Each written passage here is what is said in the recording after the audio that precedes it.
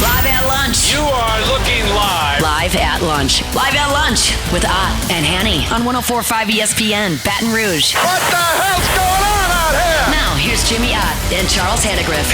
For some reason or another, you sound a little taller on radio. Is it live? Is it live? Is it live? From Jolie Pearl Oyster Bar and Town Square Pizza, downtown Baton Rouge. Welcome to the Thursday edition of Live at Lunch, 104.5 ESPN Baton Rouge. Charles Hannegriff along with Jimmy Ott. Jordan Kinchin's back in the studio.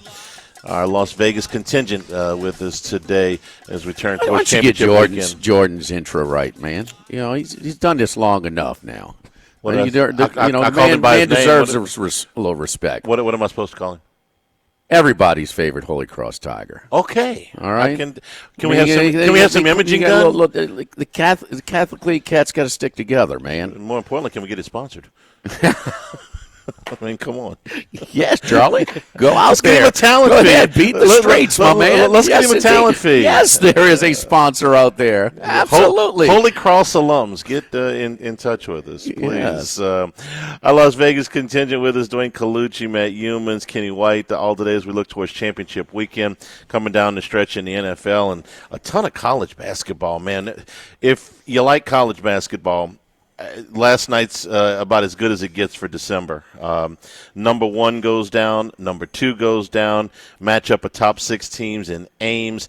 Alabama goes on the road and dominates. There were UConn in a terrific game with Baylor after losing 3 in Maui. They come away last night. Pitt, who I thought was going to give Mississippi State a really good game, got routed in Starkville. Jimmy, there was plenty to chew on last night. I'll tell you what my two biggest takeaways from last night, and there was plenty. Number one, that the number of shots Duke had to make to beat Auburn, even though Duke is playing at home. They had to shoot 50% from the floor and 41% from 3 to get a victory. In a game they fell behind 11, and they got it off the bench from a freshman who has played kind of sparingly and comes off the bench and hits 6 threes. That's what it takes to beat Auburn. Yeah, this on the road in the Maui hangover spot. I mean, that's as compromised a position as you're going to catch Auburn in. And you got to have a freshman, a highly touted freshman, but he just hasn't played very much, come off the bench and hit 6 threes for you to win in a game you fell behind 11. And Auburn's an energy team too, you know. Yeah, I mean, it's so. I thought that was a terrific game to watch. I didn't leave that game feeling any different about Auburn as the best team in the country. That's a building block game. And then the other one. You think they're the best team in the country? Right this second, I do. Well, I saw Kansas. Nobody has a better resume. Yeah, those 3 wins. If they play Kansas on a neutral floor or Alabama on a neutral floor, it's what and what. But right now they've got the best resume. The other thing was Alabama at North Carolina.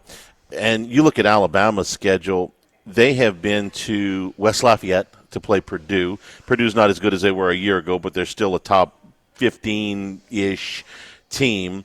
They played Illinois and Houston in a tournament. They played Oregon in a tournament, and they play at North Carolina last night. And, Jimmy, not only did they have control of this game for most of the way, they opened up the lead early in the second half to 10 points, and North Carolina never made a run. Usually you can those teams at home they'll make a run at some point. Once Alabama got it to double digits, it never got under double digits in the second half. And in Chapel Hill, and North Carolina's not as good as obviously some of their classic teams or anything like that, but they're still North Carolina. They're poor still on talent. Defense. They're very poor on defense. And Alabama took advantage of that. They're very soft. They're not real tough. And they just want to they want to outscore people, and that's kind of what the way they've been last couple of years. But no, they're and Matt Humans will say that we'll certainly talk to him about Maui and what he saw, and so he talking to him privately, that's what he thought. But I think that Alabama has the chance at the end of the season to be. I think they have the potential, and I think they will be the best team in the country, even though they lost one of their pieces. They have so many pieces, and I think they're just a little. I think Oates strategically. Pearl is an energy god. They want to play defense, but sometimes their shot selection could be really poor, rushed, and just make some poor IQ mistakes. I think Alabama, you know what they want to do. They want to shoot threes and layups, but they look for good threes. It's not – they won't take a mid-range every now and then. That's not what they want to do. They have the big guy down low as a rim defender. Nelson is your joker. I mean, he does everything well. He can defend the post if you want. He can shoot the three. He can pass. He can shoot free. He kind of elevates. He's one of those guys that makes everybody better. Mm-hmm. And he's been there and he's performed at a big level. But you see now, most of them were hitting last night because there's been games where, help me out, the kid the left-hander that Sears. Mm-hmm. I mean, put up a goose egg against Illinois. Right. And they still won by double digits in Birmingham. He was hot last night.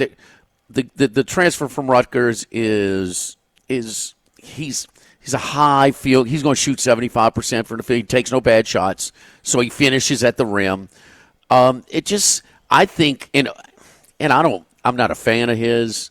I still go back to that Bush League deal, with him and Wade in the SEC championship game. Man, why stain a great final? But man, he's good, Charlie. He's good. Apparently, him and Wade made up because they scheduled each other. They did. I saw their. I hadn't talked to Will since that deal, but enough to where they played. I don't know if they had dinner together afterwards. No. But I mean, well, he's not threatened anybody. These were two guys from similar paths, in similar situations, similar resources, and fighting for the same stuff. Mm-hmm. So it was kind of set up to be a really good kind of nastiness, Right. A very competitive series. But Oates is good, and we know about the Final Four for the first time in the program, but a couple of Sweet 16s also. I mean, I think that team has a chance. Auburn, I think what you see right now, sometimes, Charlie, those Maui teams, did Marquette get any better last year? I don't know. They certainly didn't have – they went a 3-day stretch where they beat UCLA, which we thought was good, ended up not being good. They lost on a 3-point shot to Purdue. But they played and they beat Kansas. They went toe-to-toe with Purdue. Right. And it took Purdue to shoot like 70% from three in that game to barely beat them. They beat them by 3, and they hit a three-quarter court shot at the half. But they also shot over 50% from three for the game. And Purdue ended up in the finals last year. So we thought Marquette coming out of Hawaii, we got futures tickets on them. I mean, it didn't pan out. So, no, I don't think I'm wondering if Auburn could – but they'll find some more guys, too. I mean, it's the SEC, bro. I told you they were good, but 14-2? Well, Mississippi State last night, okay, who I have not seen play and didn't watch this game. I was diverted elsewhere. We watched Pitt play LSU, okay? LSU's, better, Pitt but not great. Pitt had a top 10 NET. It's early, but still. Correct. They beat them by 33 I know. last night. Mississippi State, who is not ranked, beat them by 30. And the game was in Starkville, but still, beat them by 33. You watched Pitt the other day. We all did. It's like, that's just a pretty good-looking team. 33? Ooh. To a team that's not considered to be one of the top 6 in the SEC? Charlie, when you and that's the part of the story too, not just with that game, but this entire series. Okay? Yeah. All 16 games, including the margin of victory is a plus, and say, the 2 you lost are still a minus. I'm including those. I'm not just including the wins. Yeah. What do you think the points per game difference was? Oh, gosh, because Kentucky lost by like 3 and Duke beat Auburn by 6. So I'm going to say the SEC was like plus 14. 12.6. Yeah. I can't ever remember one of these series going 14-2. No. The average score, you're plus 12.5 points. That's amazing, including the losses. Yeah, I mean we never get this many games with the conference expansion. We used to get like 10, but still, yeah, the 14-2. And what was it before? What did we say yesterday? Before the games last night, where you won? I mean, it was 9-1 the first night. No, I know, but it was 9-1, but it was like 22-2 or 21-2. 21-2, and then you throw in a 5-1 last night. You're talking about 26-3. Oh, you mean all of them? Yeah, 26-3. Right.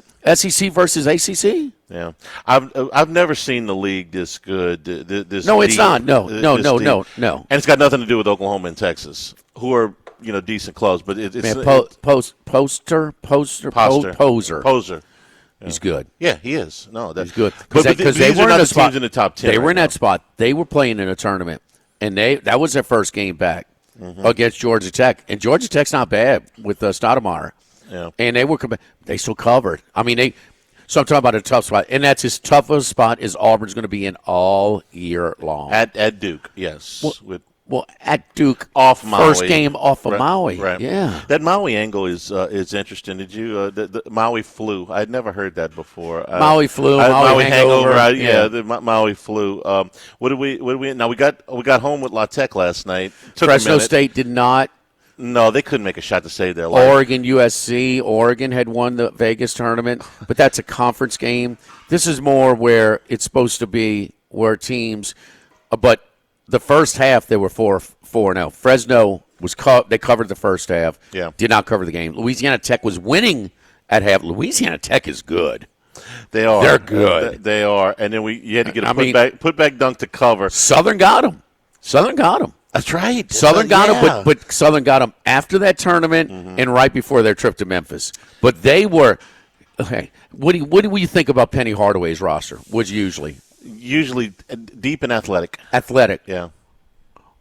La Tech was not outclassed, bro. Right. La Tech's got players, man. Yeah, they got players. If you were wagering last night, it was interesting. You had if you had USC against Oregon, first half, they were ahead by 5 with 5 minutes to go in the game, and were catching 6 and lost by 8. They were up 5 that late. 5:15 to go. They were up 5 points. Oh, good gracious! Ended up not getting there. Thanks, I had them. UConn. Golly, I was going in and out of sleep. So. If you had Baylor plus 3.5, it's 74-72, and the game is over.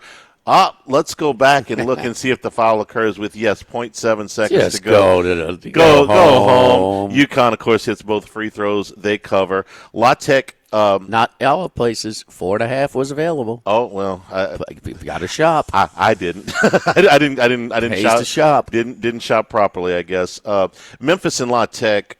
It was the spread was 11. La Tech. We were on La Tech with the Maui hangover thing, and that was a putback dunk at the buzzer. But you have to. Okay, so set it up though. Under 40 seconds to go, like 38 seconds to go when Memphis gets the ball up 10, okay? And La Tech decides they're not going to foul, all right? So they run it down from 38 seconds to 5. No, they can't do that, Charlie. It was 30. It was about. It was under 40 seconds, but it was over 30, okay? It was over 30? Yeah, it was like 38 seconds. Yeah, they're not going to foul, and then they foul with 5 seconds to go. And La Tech, Memphis put the shot up. They get a rebound. They foul on the rebound, so they get 2 shots. They make them both. 5 seconds for La Tech to go back down the floor, miss the layup, get the dunk put back at the horn. Yeah, so the guard takes it coast to coast instead of shooting a 3. He's going to take it all the way. Yep. So to give you a shot to backdoor, he misses. Over, right? Put back, bam, slam. Yeah. Before that, though, Tech at the line, before they decided not to foul, with the 9th team foul, the last 1-1, but they got their best free throw shooter at the line. He's 94%. That's a good He percentage. Misses. Oops. So, yeah, you want to bet college basketball. Huh? You got to stay. We signed up for 40. Was it Van Pelt say we signed up for 40? Creighton signed up for 40 last night. You were right. They had not been playing well coming in, but, boy, you called it. My they goodness. were, yeah. You know there was going to be a little extra juice in that building. That's always full, and you're right about that. There's a little extra juice last night, and they took down number 1 for the first time this year and did it handily. I mean, they were up 10 at the break, and Kansas got it, I think, to 6 a couple of times. But they tied it in the second half. Did they tie it? Oh, okay. absolutely. I was off on the other. Yeah. I was going back and forth. I didn't realize they had gotten it back tied. But Creighton pulled away from him. Kalkbrenner was game time decision. He played. Yeah. And played well against Dickinson. Ashford, the little white point guard, he was a game time decision. He played well. So they picked a good spot to play their best game, and Kansas did not. Similar to last year when number 1 UConn came to town, and UConn they beat them by double digits. Mm-hmm. Beat UConn, the team that smashed everybody in the tournament. So that's a big one. These are some of those games that are really going to help them and give them a cushion for a bid, because they go to 5-4 last night. I mean, they're 5-3 going into that game, and we're not playing well. No. They had lost 3 out of 4. I mean, they lost at home to Nebraska by double digits. Yeah. So they got things right last night. And Florida stays unbeaten, a dominant win good. against Virginia. They're 9-0. That's the best record in the Southeastern Conference right now. There's 2 8-0s and a 9-0. Florida's 9-0. You saw Florida State. Decent, huh? Yeah. They outclassed them. Yeah, they did. That game was. You saw the allegations on the coach? I did. Well, he's coaching, so you think they're pretty good? Oh, I see what you're saying. You're saying, wait, we would discipline you except your team's playing really well. If you were 5-4 instead of 9-0, you might be suspended. There are days when I love your cynicism, James. I'm sorry. No, I'm sorry. True. It's just over time. You know, the pain in the ass. Years of this hardens you, Charlie. The pain in the ass quotient. How good are you? That's how much we're willing to put up with. Yes. And this is serious allegations. And then one of my favorite quotes, too. When the Steelers let you go, you know you're screwed. You know you're a piece of trash. Well, I mean, you know you are a headache to no degree. The Steelers let you go, and the weapons-starved Carolina Panthers trade you for nothing. Then, okay, I mean, that's a double dip. Good luck, Deontay. Yeah, Christmas pop-up in full swing, huh? Yeah, it looks fantastic. How you get to watch it on the video? Huh? Yeah, if you can see it in the background here a little bit. All right. Maybe we need to bring Will Ferrell as Elf. We got a 6-foot elf over here. Will Ferrell's looking at us. That guy's funny. Yes, he is. USC alum? Yeah. Well, he came with the all cheese. The he came with the cheese for the kid from Colorado. I don't know if he graduated from USC, but he's there all the time. All right. So Christmas pop-up. And look, man, it's perfect. A lot of people coming down here. Take, got family, friends in town for the holidays.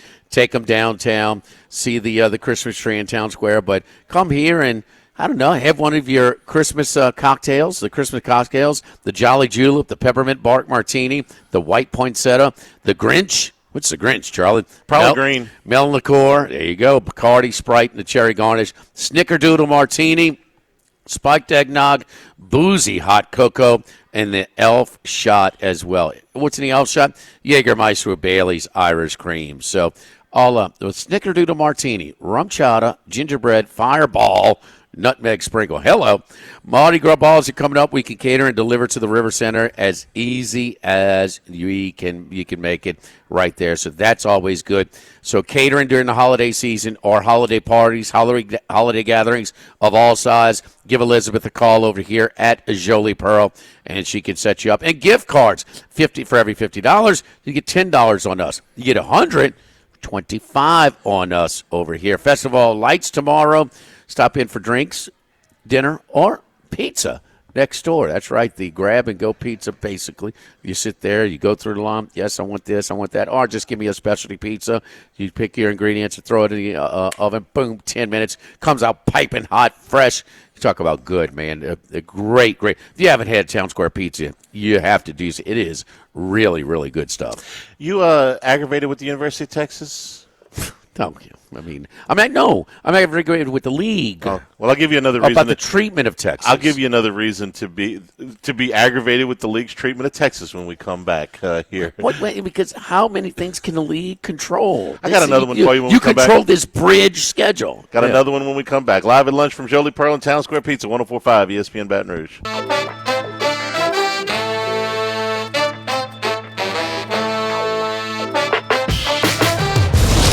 Lunch with Ott and Hanny from Jolie Pearl downtown, facing Town Square on 104.5 ESPN Baton Rouge.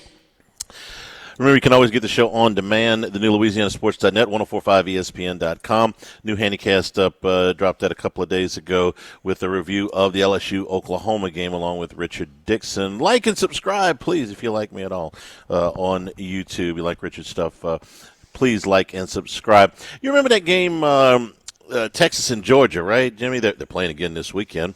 But you remember that game back in October, right? Yeah. You remember what happened when the referees made a call Texas fans didn't like, and they went and decided to talk about it, and Texas threw bottles all over the field, and the SEC harshly gave them a stern talking to and a fine. They fined them $250,000 and said the school must find those responsible and ban them from all athletic events for the rest of the school year. So a lot of students, huh? It is a lot of students. It's Well, the University of Texas has finished their investigation, you'll be happy to know, and found absolutely nothing. We were not able, despite our best efforts, to identify the individuals at issue. We will take action if new identifying information comes to light, said Chris Del Conte, the athletic director. How many cameras you reckon they got in these stadiums these days? They don't want to find anything. They don't want to find them. That's the whole point. The thing about the bridge schedule, I swear I thought, well, okay, they do it like this one year, they'll flip it the next. And I think you're like, yeah, they're flipping it. Home and away. Yeah. No, I'm thinking like, no, the opponents. No, whoever Oklahoma played this year, they played the teams that Texas played the next year, right? Yeah. I mean, that's fair, right?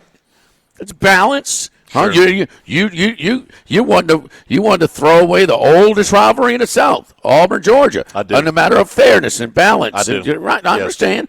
And you can't do this. I wasn't in the meeting, but no. I mean, what? There's a lot of opinions on this show, and there's a lot of we try and substantiate our stances on with data, with facts. Can't get past the fact. Split them, baby. SEC website, SEC official standings. Top half, 1. Texas played 1. They got smoked at home. Threw crap on the field. Exhaustive investigation. We found nothing. Nothing. Well, you know what? If you found nothing, you guys are too incompetent. Go join the Mountain West Conference or something. Go back to the Big 12. The Americans are not at the airport, okay? This is completely erroneous information. They're above the law. I got to give. My son wishes they had the SEC office as a parent. No kidding. I got to give my cousin. I've never mentioned her name on this show before. Her name is Brandy Gibson. We're the same age, and she went to Texas A&M. I went to LSU, obviously, and back then the teams were playing each other. We would go back and forth. I went to Texas A&M a couple times. She came here a couple times. All of our friends went to the game together, and she told me when Texas joined the league, she goes, give it a year. You'll hate them worse than Alabama. Hold on. And I'm No. This ain't Texas' fault. I know, but this is not Texas' fault. I mean, the league's let them get away with it. Yeah. What the hell does the league do? What do they really do? Everything that they have any type of input on. I mean, yes, they're in charge of bringing in and the conference reel. I get that, bringing them in the first part, which is a mistake to your existing members, okay, which I pointed out earlier. But, I mean, the bridge schedule, what do you really do you're from Charles Hannegriff to Nick Saban. I heard it. Well, guess what, Texas? You ain't getting that special treatment in the SEC. Oh, really? I was wrong. You cover this league. I was wrong. Nick Saban. Nick, pay attention. But he's saying that when he knew the schedule. I mean, look at it, dude. Yeah. Hand in the air, I was wrong. SEC's move here, okay? What do you do if you saw this? If you've got every camera in the world on this, and the school comes back and says, we didn't find anything. You find the crap out of them is what you do. You say $250,000. You couldn't find anybody? Fine, we're going to triple Is LSU having the same investigation? They should. And I'm in no way. No, it's happened more recently, but no, I haven't heard. And if LSU does the same thing, we can't find any of these people that threw crap on the field. Then, not that I've heard anyway. Maybe they're hesitant. Well, that Texas just, unless LSU wants to do it internally, in which they should. I mean, there's no can't throw crap on the field. Right. Your own cheerleaders are using their signs to shield themselves. Yeah. Come on. My God. Yeah, I don't absolve this group down the street. God. They ought to throw them out too. Okay. Nothing to see here. We're fine. Your move, League. What did you expect? I actually expected that they would find some of them and I don't know, a dozen or so students. What are you talking about the rest of the year? You talking about basketball, baseball, gymnastics? You should get. the track. They could come back for the football games. You're not coming to another football game as a student. To me, that's a joke. Yeah, you're not coming back to another football game. When you graduate, you want to buy tickets as an adult. That's fine, but you're not coming back as a student. No, that's right. Forget it. Yeah. Right. Yeah. No, you throw things. That should be. It's on the tickets, huh? Yes. You throw something on the field. Absolutely. You will that's forfeit your rights. That's as old as time. Yeah, it's in the fine print on the tickets when they used to be tickets. But you go to the website and buy the tickets. It's on there. That's true, Charlie. It's also common sense. Don't throw crap on the field. Don't for 40 feet above, fire a project things out cheerleaders. You see Crystal Conte. Gosh. Hey, Lorraine, get the commissioner on the phone here, if you would. Yeah. Sankey Leg. Hey, we ain't find nothing. Chad Reynolds and Legacy Title for all of you real estate closings. 296-0060. Full service title company servicing all of South Louisiana.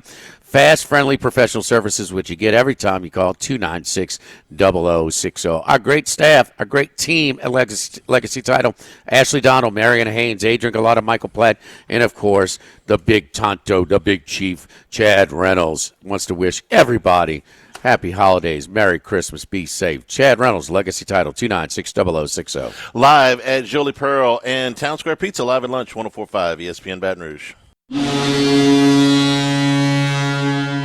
It's time. It's now Colucci time. Dwayne Colucci is back to give his best picks on 104.5 ESPN Baton Rouge. Oh, does that get the juices flowing, huh? Hit the horn, baby. I love feel like I'm running out for the U, baby, with the smoke machine, baby. Come on, get out the way, little Evan Shapiro. Coming through, baby. Move the Ibis. Move the Ibis over. Come on, get Colucci. Get Colucci through, huh, baby? Dallas Cowboys win on Turkey Day. Pass the mortadella. Pass the prosciutto, mama. Touchdown, Cowboys. Yes, gabagool for everybody. Forget about it. It's so celebratory beating the best team in the NFL, the New York Giants, So that was just such a proud moment, gentlemen, I tell you what, Charlie, I am with the New York teams forcing them down our throat, and they've won like 3 out the last 30 on prime time. But you know what? You're getting them again. You know what? Dallas Cowboys, no matter what. Oh, well, Dak said this. Let's talk about it for 10 minutes on ESPN. Is this right, what Dak said? They talk about everything. But Dallas Cowboys and the New York Giants, and that Turkey Bowl, that garbage bowl, drew the highest ratings of the day. Huh? Everybody was done eating. You got to do something. You got to watch the football game. Detroit, maybe the best team, coming down to the wire. It's two coasts, Charlie. Everybody was done eating and ready for the Miami game. That was the game that everybody was, belching on the West Coast. Okay, fair enough. Fair enough. Miami and Green Bay, Charlie, huh? That's not a better matchup? How many times? It's a standalone game. It's what was on. It's Thanksgiving afternoon. Nobody's working. Some people are done eating. Some people are getting ready to eat. It's what's on. Time slot. The time slot. The Bears made it exciting, right? What's amazing to me, though, is that some people, they have actually better matchups on Christmas Day, and I can't buy into that because a lot of people go out on Christmas. Not everybody celebrates Christmas, first of all, but you had those terrible matchups on Thanksgiving. You actually have the Cowboys and the Giants. Now, you're not going to really anticipate that it's going to be that bad of a matchup when you're making the schedule. You kind of think Dallas might be in the playoff hunt, but you knew the Giants were going to be god-awful. I just don't understand. The Bears and Lions. You know, the Lions they play a division rival. Bears actually played very well. The last game they're trying to get a little AFC NFC parity, but Miami's been horrible this year. So the schedule making leaves a lot to be desired on these Thursday night games and these Thursday Thanksgiving games. They've been the same for the last 2 or 3 years, where they're just stinkers and stink fest. Well, I had the Giants on Turkey Day. I thought it was a good bet because they left your cousin at home, DeVito. So I mean, Danucci. I mean, I'm sorry, but Locke is a better quarterback. And well, this the pick six, you fall behind. Well, we know what the deal is. But the New York Giants, Charlie, have done something that nobody else has done, or at least tied it, and they're going for it Sunday against the Saints. They have lost 7 games against the spread in a row. Oh. You know how many times teams have done that in the NFL? This year altogether. The New York Giants. Oh, probably never. It's they're going for the record. Yeah. Never been done. So what is the number? I know you're getting all kinds of action on the Giants-Saints game, huh, Luch? 4.5. Saints are 4.5 in MetLife. Ticket count right now, I would say, is about 3.5 to 1 in favor of the Saints. So right now it's looking like we're going to need the Giants. 41.5. They're getting some terrible weather there today. It was very windy, some snow showers, getting cold over there. So it's going to be a tough game to handicap because you guys are an indoor team basically, and Carr, we'll see how he, manipulates in the cold weather. But the Giants have absolutely nothing to offer. I mean, the locker room is in disarray. Your boy Neighbors there is just going crazy, and rightfully so. I mean, you just let Daniel Jones walk away now. Then you put in Tommy Cutlets. Tommy Cutlets ain't the answer. Definitely you're saying you started a better quarterback on the Thanksgiving Day game, but did they really? I mean, Dable has got to be on the hot seat. This franchise is in disarray, and it's a very proud franchise. Trust me, this is a team that beat the juggernaut New England Patriots with Eli Manning.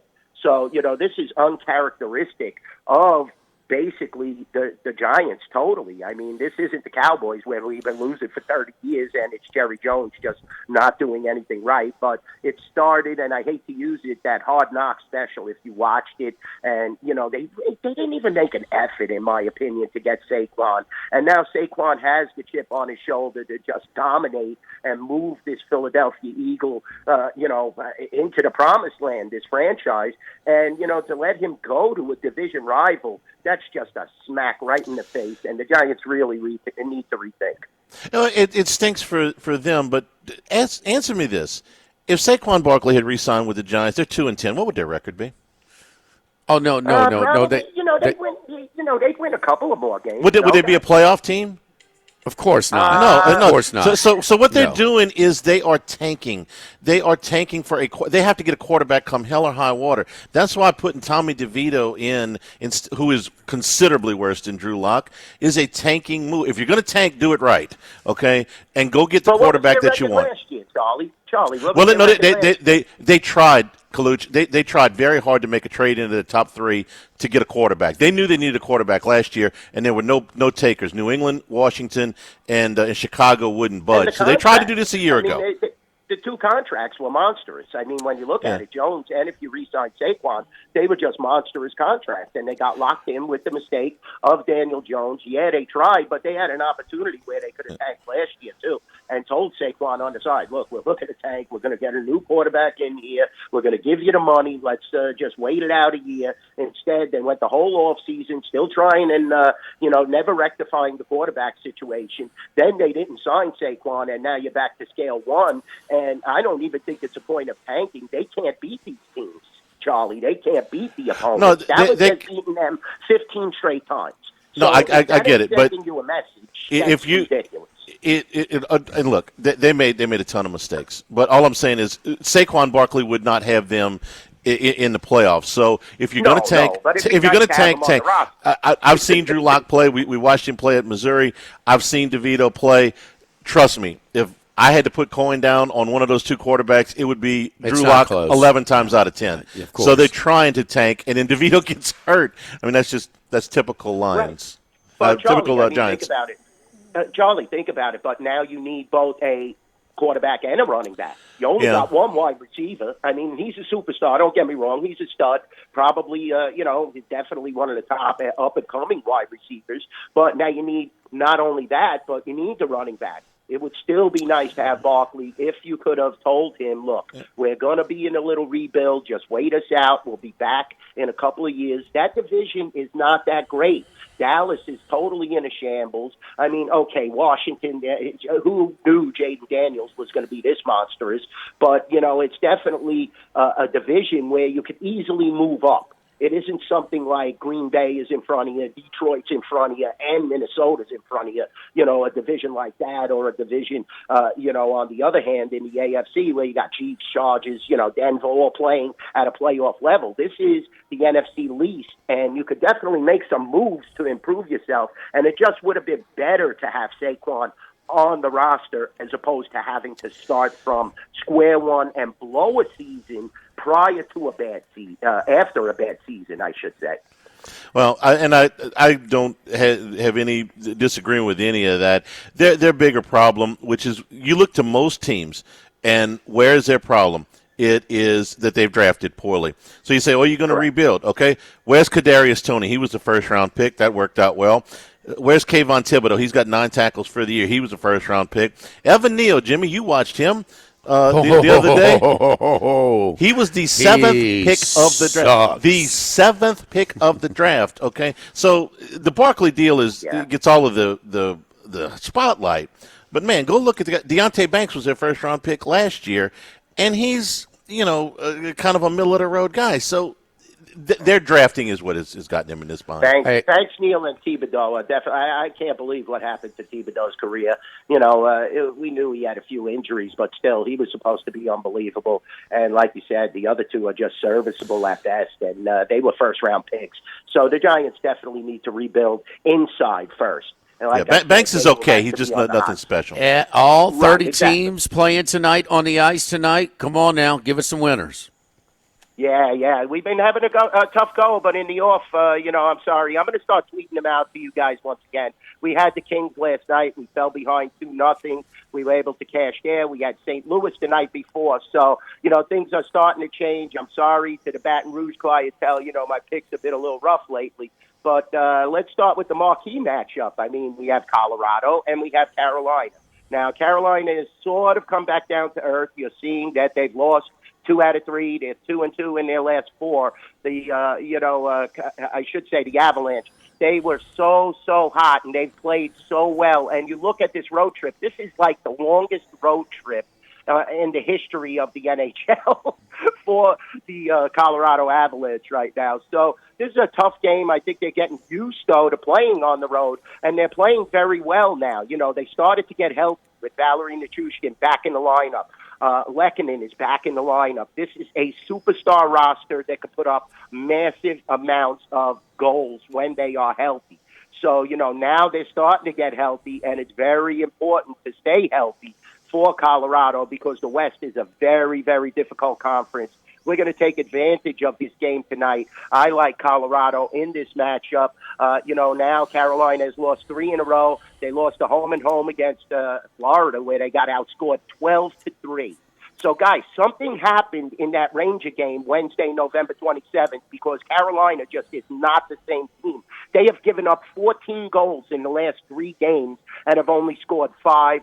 Colorado is the side tonight. We're definitely going to take a shot with the Colorado Avalanche. Colorado plus 130 down the street here at the Queen Casino, the DraftKings outlet. Who else are we looking at? Yeah, definitely. That's a good price, but also remember here at the Rampart in South Point, you could get 130, 135, I was going to say. So, yeah, definitely, that's a good price. Nashville, I can't believe, is laying 130 to the Montreal Canadiens here at the Rampart in South Point. Montreal at home. Samuel Montembeault has played very good at home. Nashville is terrible. 7-13-6, guys.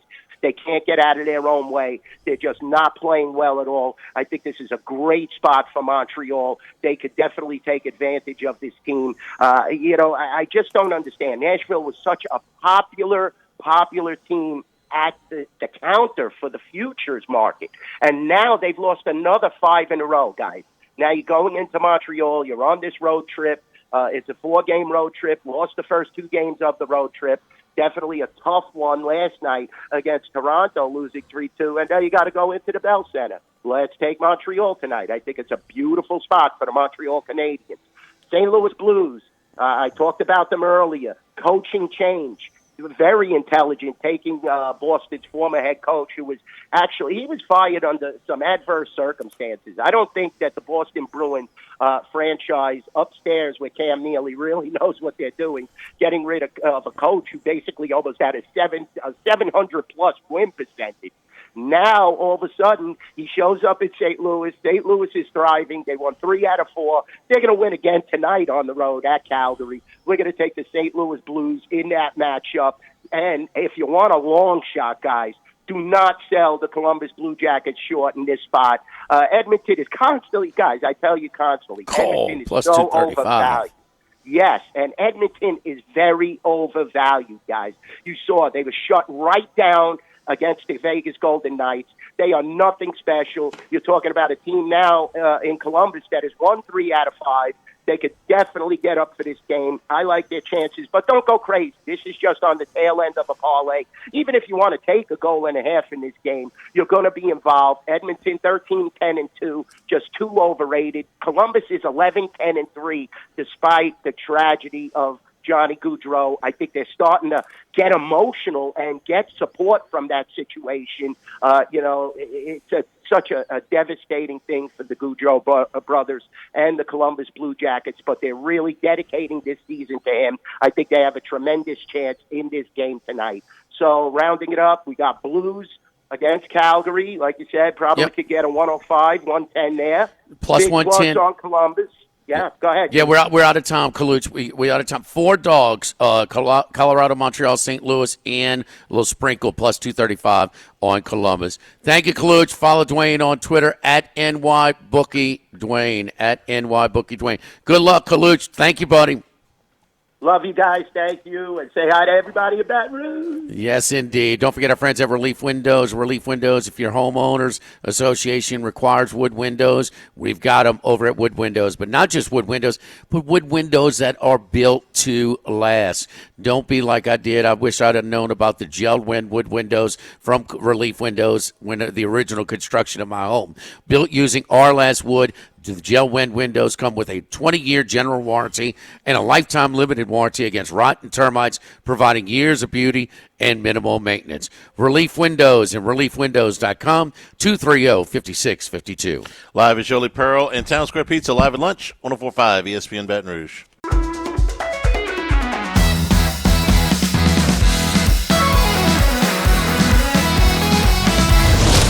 Lunch with Ott and Hanny from Jolie Pearl downtown, facing Town Square on 104.5 ESPN, Baton Rouge.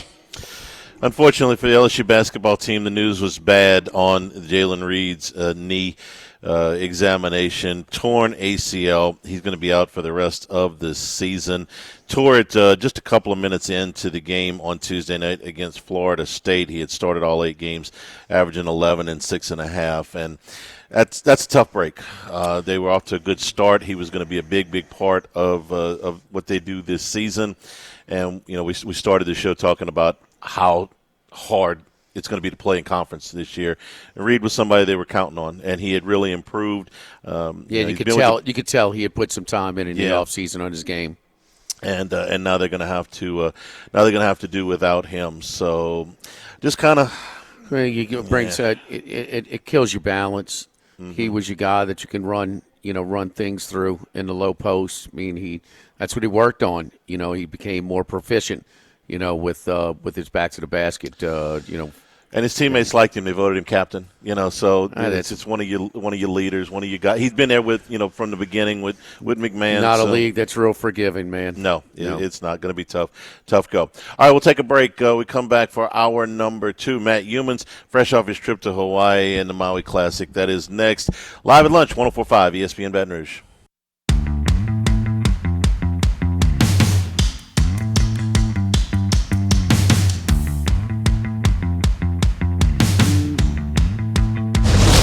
Lunch with Ott and Hanny from Jolie Pearl downtown, facing Town Square on 104.5 ESPN, Baton Rouge.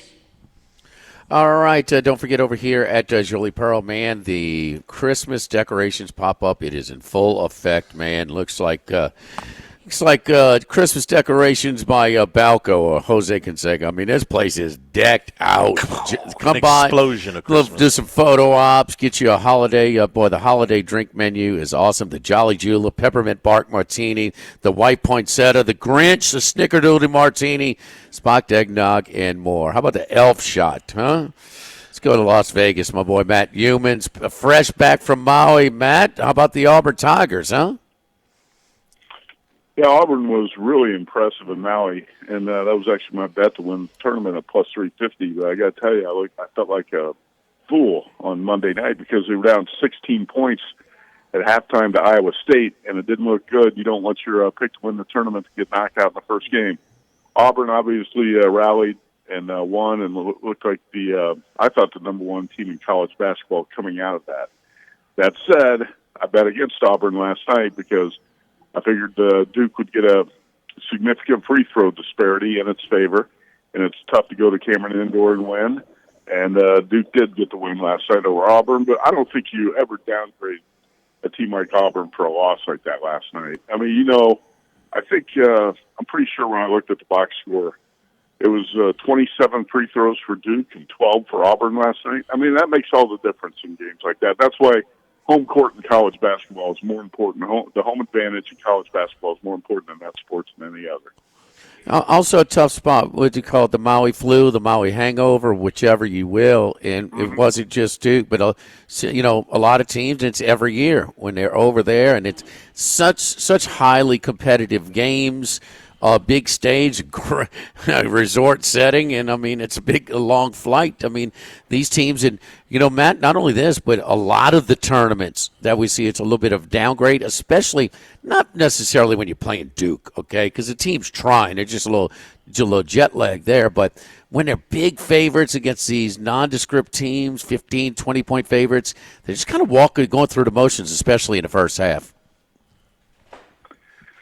Yeah, you sound like Dan Hurley now. You're complaining. You're never going to play it. No, I'm not complaining. We've been cashing in, betting against him. Oh, no. That guy hit him in the chest last night, broke his rib. No. No, Dan Hurley has ever been a guy. I mean, what an a-hole, man. I mean, my goodness, he is impossible to pull for.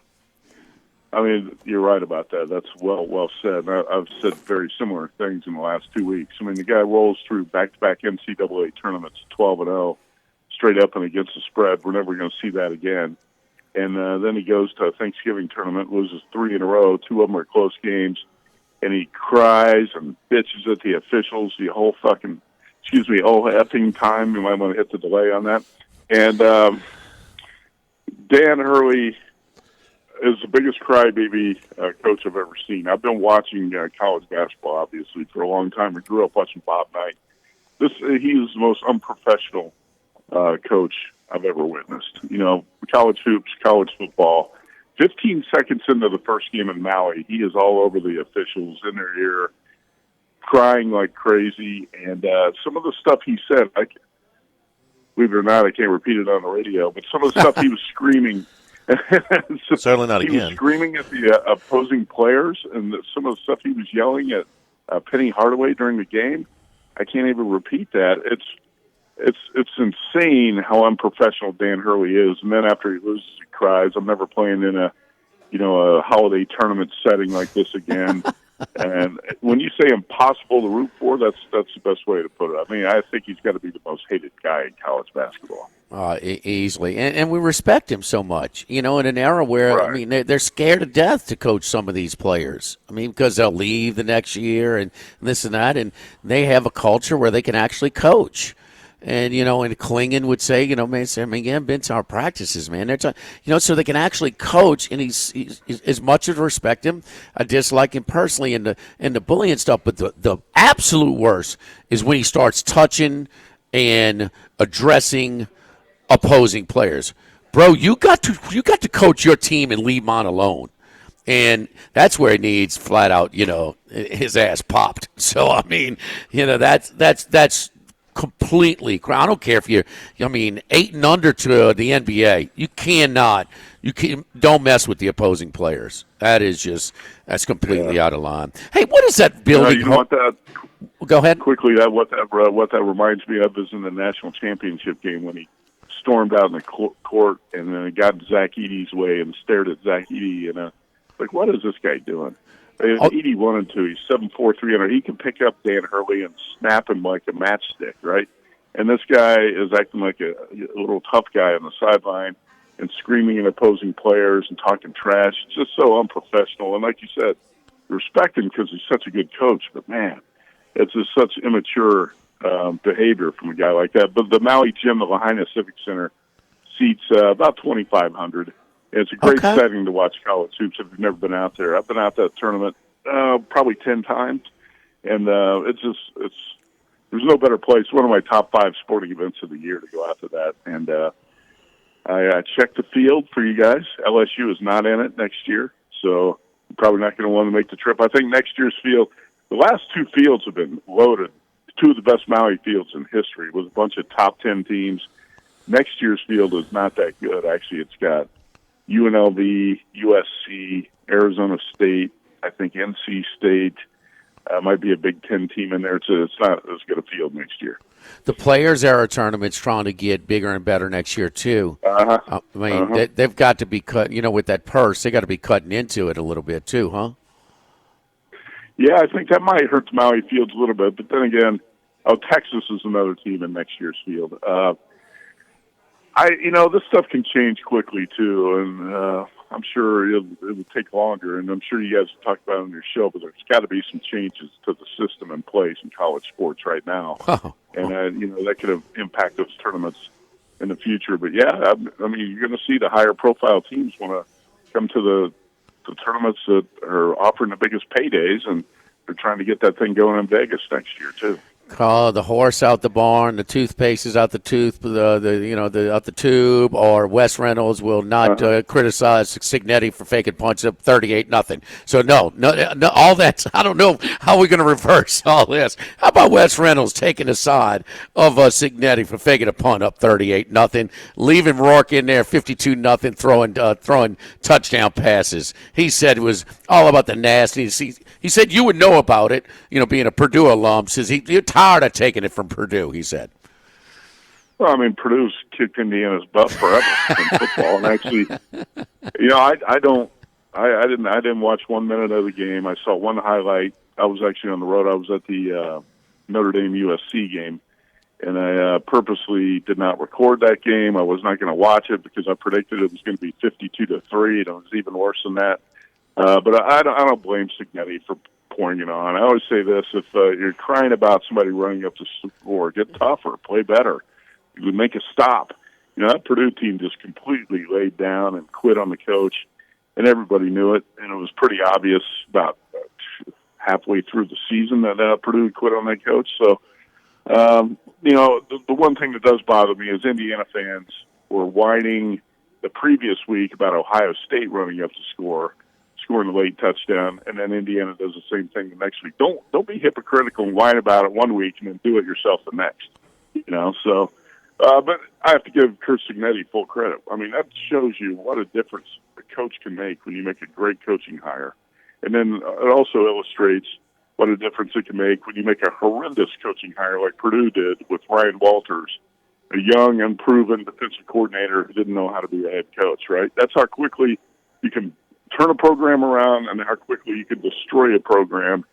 2 years ago, Jeff Brom had Purdue in the Big Ten championship game. Now Purdue is like the worst or next to worst team in all of college football, right? So, God, they were. We went back to the hotel and watched that game after the post game of the SEC championship game. Which Purdue was in the Big Ten championship game 2 years ago. I'd forgotten about that. Yeah, the fall was swift, very swift. Well, guess what?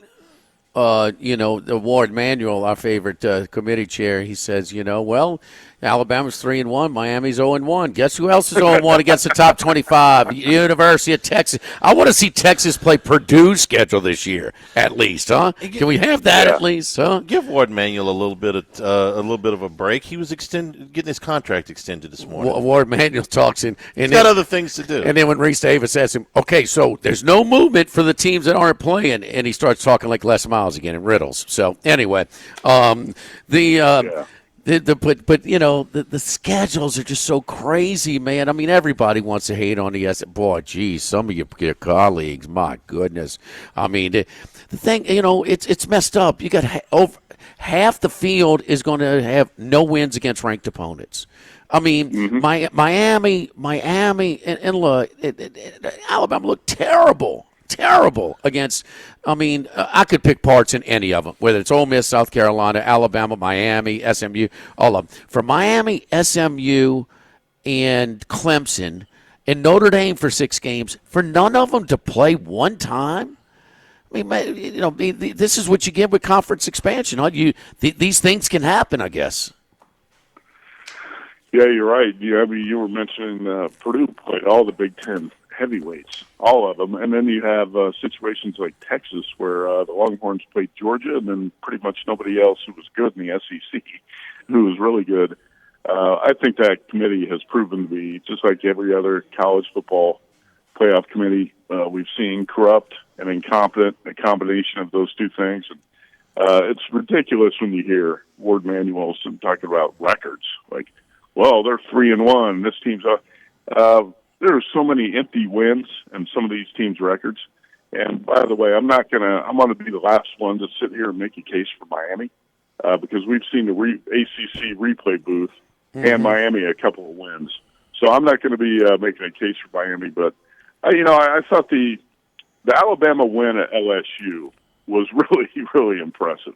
It was really unimpressive from the LSU perspective, but to go to Baton Rouge at night and win that game 42-13, and I think road wins like that have to count for a little bit more. That would just be what I'd say. I've never been an SEC hater. I've always recognized SEC for playing the best football, and right now, by the way, the SEC is playing the best basketball too. 14-2 against the ACC in the challenge the last couple days. But I would give Alabama the benefit of the doubt. I think that LSU win's a big reason. And no doubt. And keep in mind, our $100 million coach, we were hustling to try and score a garbage touchdown, which infuriated some of the ex-players, too. Man, come on, dude. We didn't bring you down here for that. So, I mean, can you remember whether it's, and I think it was the ACC Big Ten that started these challenges? Man, I can't remember a conference that dominated like this.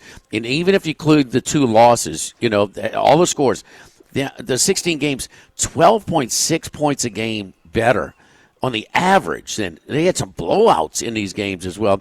The SEC's never been like this in hoops. No, it's very impressive, too. And the 2 losses are by Kentucky at Clemson and Auburn at Duke. And obviously, if that Auburn-Duke game had played on neutral, I think it would have been a different story. And same with the Kentucky-Clemson game. So, going back so many years to when they started that Big Ten ACC challenge. I think in the Big 12 or the Big Ten had 12 teams. I don't think it ever got more lopsided than maybe like 9-3 or something like that. But that was complete dominance by the SEC. And how about Alabama's win? I did not like that North Carolina team in Maui. Carolina plays no defense. You talk about soft. Wow. That's about as soft as any team I've seen in college basketball this season, the Tar Heels. So Latrell Wrightsell, who is, I would say, Bama's one of their top 3 or 4 players, out for the year with an Achilles injury. The top 3-point shooter on the team, 42%. And Bama goes to Chapel Hill and just runs the Tar Heels off the floor last night. That was really impressive. And it surprised me about the game, Matt, is that North Carolina never made a run. I mean, right, just kind of wait. I thought Alabama would win the game, but I thought North Carolina had one run in them. Once it got to double figures, the lead, it never went under it. I mean, Carolina didn't have one 3 or 4 minute stretch where they put together a run, not one time. How about anything in college basketball, and how about your team, Purdue? I mean, winning a Chris Macero Invitational, coming from behind against the Runts of Ole Miss, huh? Then at La Jolla at UCSD. But tricky spot on the road at Penn State tonight. Yeah, it is. Purdue's won 10 straight Thanksgiving week tournament games, by the way, going back to winning the Hall of Fame Tip-Off Classic, the Phil Knight, the Maui, and then this one in San Diego. So Danny Hurley can cry all he wants about how tough it is playing the Thanksgiving games. But Purdue's 10-0 the last 4 years in those tournaments. I think it is a tough spot when you're coming off these holiday tournaments, and then you have to travel to somewhere like State College to open Big Ten play. I would go Penn State or pass. I have not bet the game tonight. I might actually bet Penn State. I think it's really a tough spot. And Penn State's one of those teams I rank right around somewhere 9th or 10th, probably around 10th in the Big Ten. So they don't have an extremely strong home court, but I think Penn State's probably the play. And the line's kind of telling you that. I was ready to bet Penn State thinking Purdue was going to open as a 2.5-point favorite. And Penn State actually opened as a 1.5-point favorite. So I think the line tells you a little something about that. I mean, you're seeing in college hoops so many teams go on the road for the first time or second time and get beat. And so that's what I look at. You know what? On college football, I haven't bet this yet, but I'm probably going to play Boise State on Friday night. UNLV has not defeated Boise since 1976. I think that was about around that time was when Jimmy Out was driving a big wheel and just starting to smoke cigarettes and drink beer. I could skid down that driveway, brother, though. Don't worry. Fishtail that dog. So I think going up on the blue turf, playing in the cold weather, is going to be a little bit different challenge for his UNLV defense against Ashton Genty. The first time the teams met at Allegiant Stadium on a fast track, I thought the Rebels actually went toe-to-toe with them, just made a couple of critical mistakes down the stretch and had every shot to win that game. Here, I think Boise's going to find a way to win it. I really don't want to lay the floor, but I'm probably going to play Boise like minus 180 or something like that. Also, I think I'm going to play Iowa State +2 against Arizona State or maybe Iowa State in the money line. And a couple books, including DraftKings, went to 3 today, and that's going to give me on Georgia against Texas.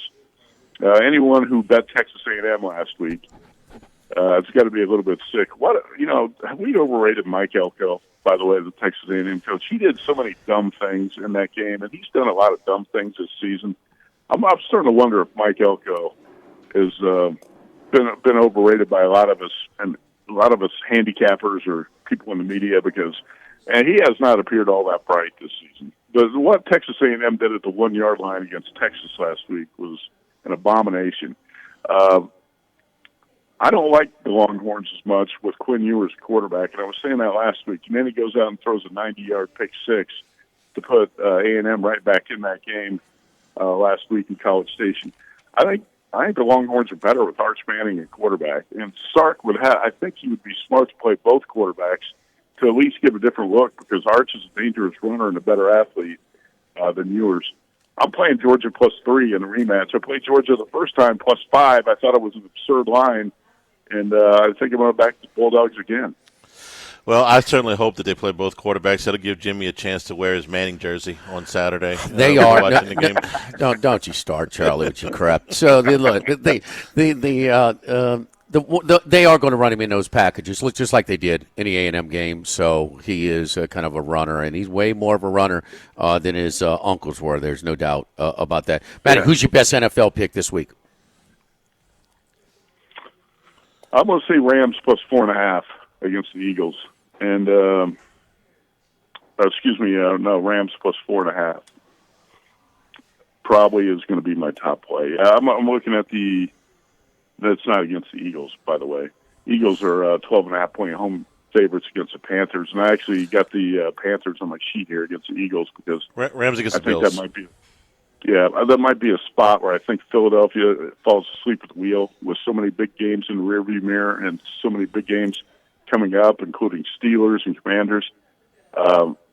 Eagles are on a streak of also 0-5 against the spread when the number is bigger than 7. And I think they could fall asleep. This could be a fall asleep at the wheel type of spot for the Eagles. But I'm going to go Rams +4.5 against the Bills as my best play. And I think, again, a tricky spot for the Bills going to the West Coast off the big snow game against the 49ers. And this Rams team's getting better. I thought it was a great draft pick when they took Jared Verse in the top 20. I thought he should have been a top 10 pick. And Verse is going to be the guy to build around in that defense in the future with Aaron Donald gone. And Rams are fully healthy now offensively with Puka Nacua, Cooper Kupp, DeMarcus Robinson at receiver, Matthew Stafford starting to play a little better. Offensive line's healthy and playing better. They can run the ball, and I think you always have to look at these Super Bowl contenders. What's the one weakness the Bills have? I think it's the run defense. You can run the ball right at this Buffalo D. The 49ers were starting to do it Sunday night in the snow before things kind of broke down. But Kyron Williams and Blake Corum combined for 146 yards against the Saints last week, and I think the Rams are going to be able to move the ball on the ground through the air against the Bills, and I like them as 4.5-point dogs. I would say that's my top play. Yeah, I am playing the Packers plus 3.5 tonight too. All right, Matt. Thank you, brother. Great stuff as always. Good luck to you this weekend. Okay, you bet. Thanks. Don't forget our friends at United Community Bank, the local way to bank big with locations from Baton Rouge to Golden Meadow, including their newest branch at Burbank and Bluebonnet. We've been serving the people of southern Louisiana for over 50 years. At United Community Bank, your business is our business.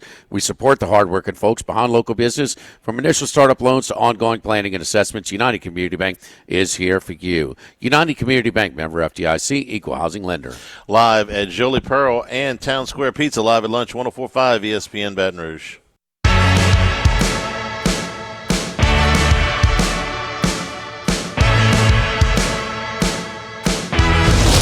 Lunch with Ott and Hanny from Jolie Pearl downtown, facing Town Square on 104.5 ESPN, Baton Rouge.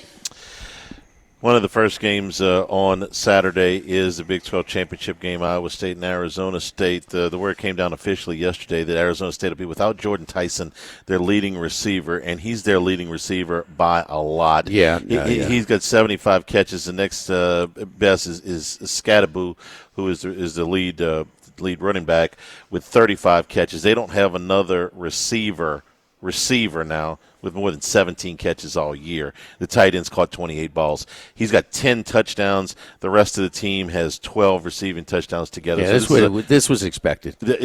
After there was a collarbone, he went down with Arizona last week. This is a major loss for Arizona State. I mean, this is not just your lead receiver. This is your lead receiver by a huge amount. It allows Campbell just to load up the box. Yeah, against Scadaboo. Scadaboo. I mean, you got to load up the box. The John Riggins for Arizona State, and you take away the guy that you make you pay for when you try and do that. I mean, it makes it a lot easier to defend. Yeah. And Sam Levitt, I think, has had a really good year. Of course he has. For them. The one of the two games that they lost was without him up at Cincinnati. But this is putting an enormous amount of pressure on him and Scadaboo against Iowa State not to have him. I will be shocked if they don't crowd the box. I mean, this is the Alabama approach against Leonard Fournette type of deal. I mean, you got to beat us up top. So yeah, if you can throw the ball over my head to somebody other than him, go right ahead. But if you're Arizona State, don't you counter that maybe with the screen game? Scadaboo can catch the ball. He's got 28 catches on the year, Charlie, or 35 catches on the year. Everybody knows where he's going. Sure, you got one. I mean, this was the guy that could make you pay for overplaying Scadaboo. Right. And he gone, and it is a massive drop. No, he was expected to be out, and look, they showed some maturity as a program to go in there and not like no, this ain't Ole Miss against Kentucky.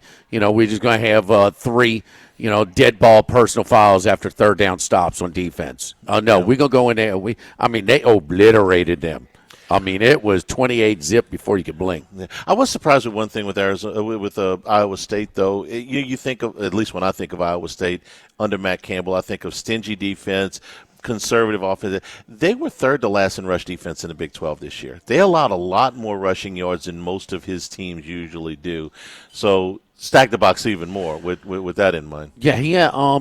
Beck can throw the ball. This is a little bit different team. It is. They had to throw it a lot in their come from behind win, their lucky win against Central Florida when they lost the next two. So that undefeated. That was just weighing on them a little bit too much. And they were back. It's a nice win against Kansas State. They did benefit from a couple of turnovers. The yardage was pretty much the same, but that's a tough place to play. Get them away from home. It caught my attention that they opened up Arizona State as the favorite. But because anybody that was following this did not think that Tyson was going to be available. This is a side changer for me, because if he was playing, I would take Arizona State minus a short number. And now, no thanks. I'm going the other way. So who made it official? Or who was it? Dillingham. Dillingham? Yeah. Coach. Man himself. He's something, and no doubt about it. Don't forget our friends over at electricmanbatonrouge.com. Yes, indeed. The electrical work is not do-it-yourself type of work to try and figure out at home. No way. Electric Man, whether it's installations, lighting, electrical safety, we've got it all for you. Just go on online, electricmanbatonrouge.com, 372-5356 if you want to pick up the phone. Licensed professionals, free inspection, quality service, friendly technicians, guaranteed schedule appointments. I can tell you, they will come in that short window, not keep you hostage all day, give you some kind of 6-hour window to kind of hang around the house all day. Dedicated computer circuits for companies that run on computers. You'll need professionals that can customize and install the appropriate circuit breakers to avoid blown fuses, tripped circuit breakers for uninterrupted operations, especially for you do-at-home workers, work-at-home type of workers. Data safekeeping and computer maintenance as well. ElectricManBatonRouge.com. Live at Jolie Pearl and Town Square Pizza, live at lunch, 104.5 ESPN Baton Rouge.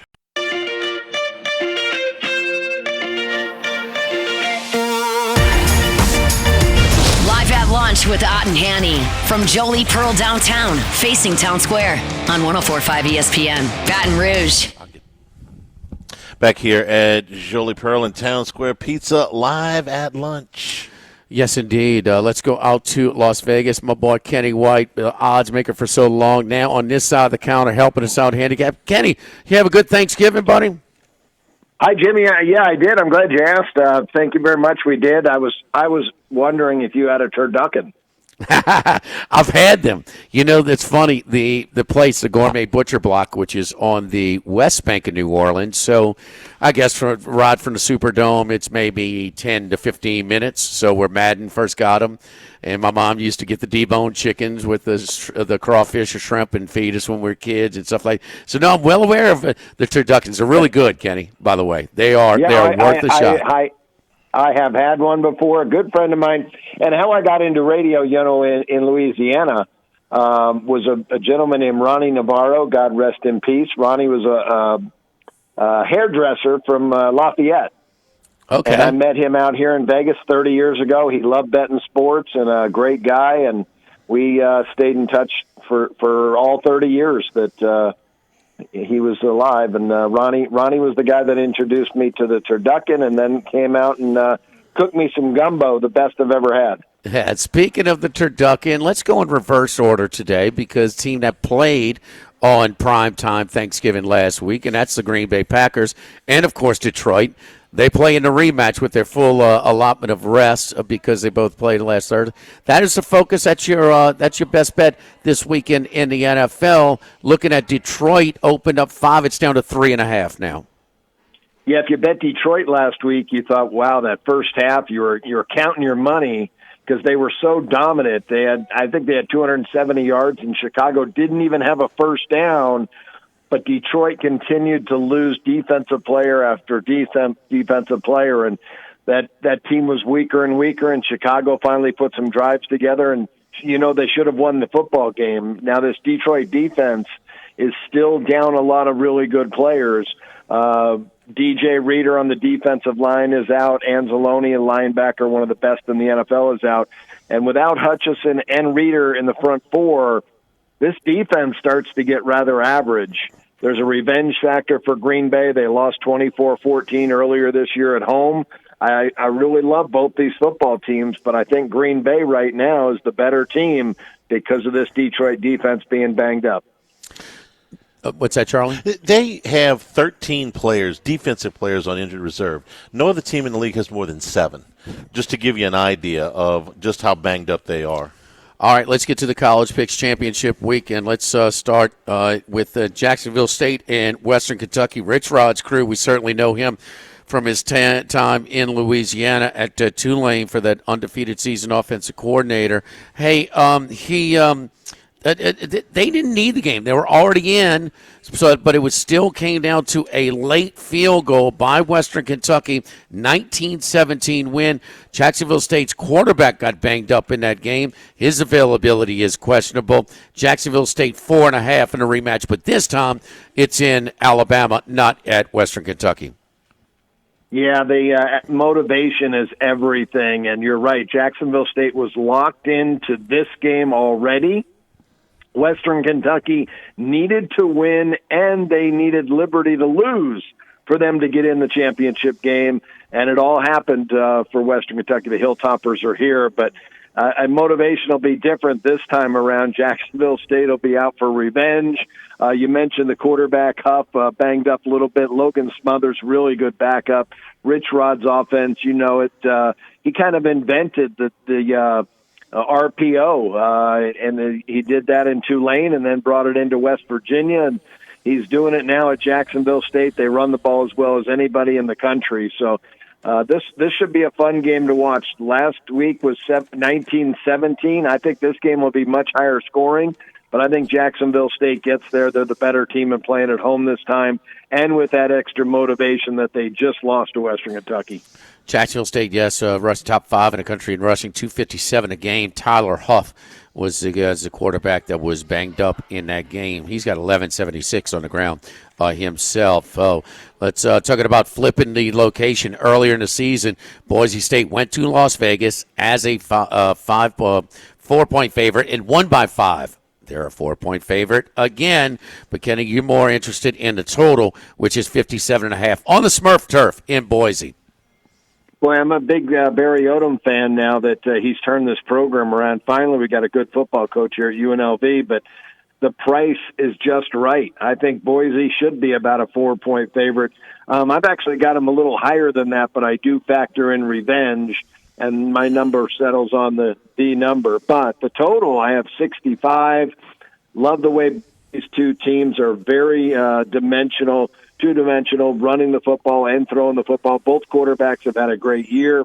Last year, these two teams played in the championship game. 44-20, Boise State won that game, 64 points. And this past game was 29-24.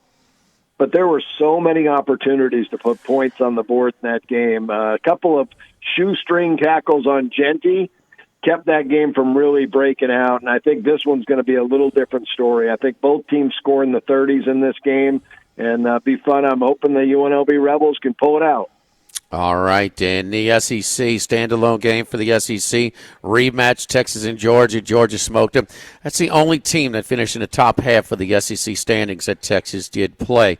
They beat up on the bottom half, and, well, they beat them up pretty good. They were pretty dominant. Their defense is salty. Rematch usually favors a team that got beat up the first time. But how motivated is Georgia as well? Because they're, just the second time in 55 games or so. They're a dog again. Texas here in the Mercedes-Benz Dome, downtown Atlanta, 2.5-point favorites. Yeah, and a lot of motivation for both teams because the winner is going to get a bye into the playoffs. So it's going to be a great game. I was hoping that Georgia was going to be the favorite here. After the first time they played, and I watched that football game, I always say teams learn more about themselves on a loss than they do a win anytime, because you win, you just kind of go on and keep doing what you're doing. When you lose, you figure out what went wrong and where your weakness is. And Texas found out it was their offensive line was not physical enough. That has changed. They have been much more physical in the trenches on both sides since that football game. And I predicted it. I thought it would happen after that weekend. I said these two are going to play again. I think they're going to play for the championship of the SEC. And here they are. But I sure thought I was going to be getting points, Jimmy, with Texas. But I'll still take them. I think they're the better team. I think they get the W. Kenny's service again is available. I'm on the messenger and get this steady stream of picks. It's real convenient. And Kenny, what else you've been having success with the little college basketball? We had some really good college basketball games this early lately. But what exactly are you getting into lately? Women's college basketball. I promised this months ago I was going to handicap it, and it has been extremely successful. but I need more outs, Jimmy. If you could find me some people that are booking women's college basketball, I'd be much appreciative. It has been that good. No one wants to take it from me anymore. So I'm kind of out of luck till maybe now that college football is finishing, maybe some more books will start to put it up. What Nevada will never go to the mobile. There's mobile betting on the app in Las Vegas, but it has to be through a brick and mortar casino, like Circa has an app. You can bet anywhere in Nevada, but you can't bet DraftKings, BetRivers, and FanDuel. That is correct. We'd have to go. I know there's several people that do drive across the border. They go over the Hoover Dam, the bypass. There's a nice little area you can pull over, a nice little view, and you sit there and you make your bets on those apps. I don't have the time to do that. I wish I did. I may have to hire somebody to do that, though, because those two places have been putting them up. FanDuel's and DraftKings have been putting them up, but sporadically, too, Jimmy. It's not they're not consistent when they put them up. They'll put there's 2 games up this morning. They'll put a game up at noon. Maybe a game in the afternoon, and if you're lucky, they'll put a couple games up in the afternoon. But it's just there's no rhyme or reason. They're just scared of it. I don't understand. If you're going to put something up, might as well take bets on it. Yeah, and for instance, because there are MGM, all kinds of MGM properties. We do show at the Beau Rivage, but we were down there that Monday when they were opening up, and USC was playing Ole Miss. I was like, man, I'll take the points. Ole Miss is good. Couldn't get it down. There. So, and we're in Mississippi. There's other properties that you go, but there, because they're not like some of the others at BetMGM. They're not offering the women's basketball. Kenny, you have an opinion tonight? It's SEC ACC Challenge. LSU's playing that traditional ACC powerhouse, Stanford. They with the women's game. The women's game, 10.5. LSU 10.5 point favorite here in Baton Rouge tonight. Yeah, I'm looking it up real quick for you. Tell you exactly what I made this game. LSU coming off a win against NC State by 17. Washington really took them down in that tournament. LSU 9 and 145. Okay, so they're 10.5, Charlie. 10.5 and 147.5. Gotcha. Is it the first night right of on the there. ACC SEC Challenge? Yeah, the marquee game is South Carolina and Duke, 2 top 10 teams. South Carolina actually lost for the first time in they did? a year and a half. Who beat them? UCLA? UCLA. It was UCLA. Yeah. UCLA is good. I think Notre Dame's actually the best team in the country, and they've lost 2 games already. But they've got 2 really good players that have been out, and when those 2 gals come back, their top 7 is ridiculous. I made South Carolina 7 in their game tonight against Duke. Yeah, South Carolina is 15.5 point favorite right now. Okay. So there's an overlay. Are those 2 players playing for Notre Dame? Are those 2 players playing for Notre Dame? No, they're not. Okay. Nope, still out. Yeah, still out. And Notre Dame's playing in. Okay, they're a home underdog to Texas tonight. Oh, okay. But he said that the 2 best are not playing. Gotcha. Kenny, tell them where to find all your stuff, man. The website's really good. Thanks a lot, Jimmy. KennyWhiteSports.com. Easy. I named it that, Jimmy, so I couldn't forget the name of it. KennyWhiteSports.com. Kenny, man, you're the best. Thank you, brother. Turduckets for everybody. We'll talk to you next week. Thank you, man. Sweet. Have a great weekend. Thanks for All right, our friends over at Workbox Services. You can go to the website at workboxllc.com, and you can check it out. You click on where you get the different ways they can custom the shipping containers, roll-up doors, units with lights and shelves, optional. AC is optional to make it climate control, a harness room, storage box, welder's tool room, double wide with roll-up doors, training rooms, office with restroom inside, 10, 20, 30, 40 feet, so different sizes as well. Side door container, standard height or high cube, with open side door container, standard height or high cube, with double doors on each side. I mean, we go on and on with the different thing. And even if that doesn't satisfy you, you got exactly what you want, we can custom do it from scratch for you. So really, really a ton of options with your portable shipping containers. And look, we offer high-quality custom shipping container products for all your needs, whether you want lights, shelves, climate-controlled atmosphere, doors, windows, etc., or we can do it from scratch for you. Again, Workbox and WorkboxLLC.com. Give my bar Martine Pottiella a call, 343-4886. Didn't feel like a ACC-SEC matchup between Texas and Notre Dame? That didn't feel like SEC, ACC. No, it did not. No. Live is Jolie Perro and Town Square Pizza, live at lunch, 104.5 ESPN Baton Rouge. Live at lunch. Thibodeau Stores got your holiday gift ideas for dads, uncles, brothers, sons. First of all, you're going to talk about the cooking ware that they've got, the McWare and Lodge cookware, cast iron pots, roll-around combos for all of your cooks, Cajun cooking specialty cookware shipped right to your door. You go to ThibodeauStore.com. Cypress Furniture, like no other, unique designs on swings and rockers and gliders, all of them absolutely beautiful at the Thibodeau Store. Plus, tools, gifts, expert advice, and some miscellaneous items, for Dad. Folding tables are on special right now. Sawhorses, power tools, hand tools, tool storage, the big rolling tool storage containers are on special right now. Thibodeau Store at 900 St. Patrick Highway in Thibodeau. And they're not kidding about that expert advice. If you're doing home improvement, don't depend upon a YouTube video to work you through it. Talk to the experts. Let them make sure you're not wasting any time or money. Thibodeau Store, 900 St. Patrick Highway in Thibodeau. And online, it's ThibodeauStore.com.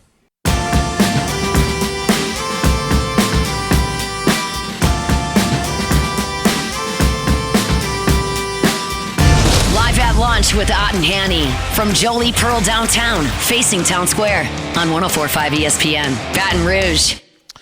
First time since opening night tonight, the Pelicans will have Herb Jones, Brandon Ingram, C.J. McCollum, and DeJounte Murray all on the floor at the same time. Wow. Probably, watch the game from the beginning. This might last as much as 5-6 minutes before somebody gets hurt. So they actually have a better injury situation than their opponent, huh? Durant's out tonight. Booker and Beal are playing. Yeah, but without Durant. Well, Durant's the best one. Yeah, he's out tonight. No, their record without him is pretty bad. Yeah, that line's all. It was down to 1.5 a minute ago. Let me see where that is. Yeah, 1.5. Phoenix 1.5 tonight at the Blender. The Pelicans will have most of the team back. Not Zion, of course, but most of the team back. Pretty big hole to try and get out of. There's no getting out of this hole. They got the second worst. They got the second worst record in the league. They're a lot closer to the second worst record in the league by I want to say that they are 6 games out of the last play-in spot. Yeah, that West is unforgiving too. It's going to beat you up. They're going to have to. You'll excuse the term blow the team up, but they'll make some significant moves before the trade deadline. And if you say, "Oh yeah, I bet they will," well, think about it this way: they're over the tax right now. They're over the luxury tax if they stay this way through the trade deadline, which they're not going to do. They're not going to pay that, so they got to make at least one move, and they got to move Brandon Ingram. I mean, come on, they're not going to let him. I would hope they're not going to let him walk for nothing, and they're not going to get. You're going to get 50 cents on the dollar for him probably now with the expiring contract, but you're going to have to move him. And they were talking. Of course, the national shows have to devote 3/4 of their time talking about the NBA to the Lakers. So they were even talking about would C.J. McCollum, end up out there if they were willing to send a draft pick with him to take the contract, and it's gonna look real different in February. I'm not saying better, but they're gonna have to make some moves. They can't just play this thing out and go whatever it is they're gonna go. Miss their window to see if this lineup would work, but that's happened to them before. Here's Jolie Pearl. Let me just transition into something cheery. Come out to Jolie Pearl with the Christmas decorations. Ooh, take some pictures. I just thought I'd give the update. I mean, look, they get four of their guys back. Not all of them, but 4 of them. Yeah. It's just right. I've been twice this year. Hadn't seen a whole lot of starters. You should feel very fortunate you were at the only game they've won since November 1st. Yeah, Max and I against the Nuggets. Today's December 5th. Hey, Jolie Pearl, hey, keep in mind, again, pop up in full effect. The place looks great, man. Come for photo ops. Some of our holiday drinks. We got 8 of them on the holiday drink menu as Jolie Pearl. And Town Square Pizza, great piping hot, fresh pizza as well next door. Tomorrow we are at Rufino's for Lock of the Week Friday, presented by Tex Morris at Edward Jones Investments. Talk to you then.